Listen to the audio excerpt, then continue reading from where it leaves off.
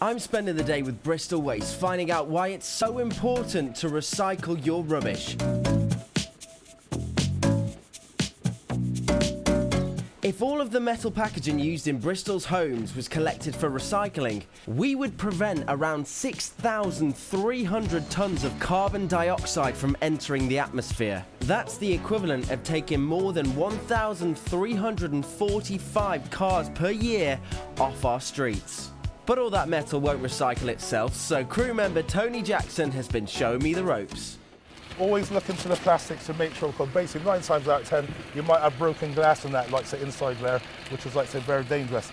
With this area and that has got like say a load of bags, bags like this recycling bag. So what we do, you tend to look in there just to make sure that there's no glass or anything like that in there. The tins and everything else and that is okay. Yeah. You tend to generally shake the bag. And you can hear, can you? You can hear.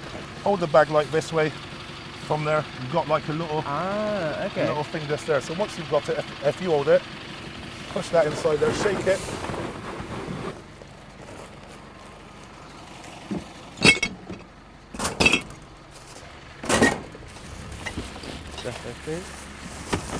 That's it, let's chuck it in. So after we've got all this stuff in the van, what happens to it next? After, like say, basically like that, once we get all the stuff and that into the truck, and then we'll come into and the truck's getting full, we then go back to the depot, and that. I offload the truck, have a break, and then I comes back out, and then I repeat the process again, like say in a different area.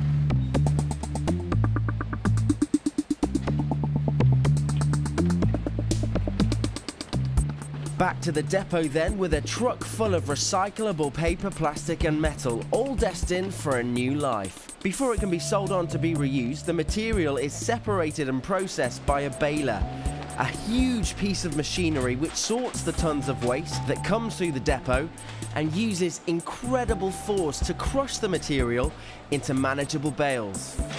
Craig Foreman explains what happens. So, Craig, I've just been out collecting recycling on the streets. It arrives here, then what happens to it? So, when it comes back to the depot, our yard team will load it into our baler. So, the baler has 2 separate magnets, and so that separates the steel and aluminium. And then the plastic, because the plastics are collected, mixed together with the steel and aluminium, the plastic gets dropped by gravity. So, they get separated into 3 different bays. And then the baler then can bale up the different products separately into roughly 1-ton bales, and then we sell it onto our processors. So what happens to the recycling? Say I recycled a can, what could that be turned into? I mean, aluminium and steel could be turned into most electronic products, into any like metal products, cars and stuff like that. But because our aluminium is really clean, it's 99.2% clean. It gets turned back into food products, so more aluminium tins, baked bean tins and stuff like that. Obviously, Recycling materials is going to generate then some income. Who gets all that money?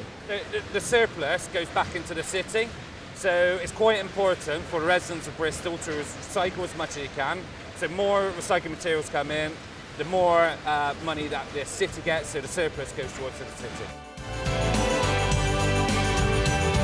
This incredible operation happens most days at the crack of dawn, whilst your day is just getting started. And not only does it get rid of your waste, it has some incredible benefits. Recycling just 1 can saves enough energy to power a computer or a television for 1 hour.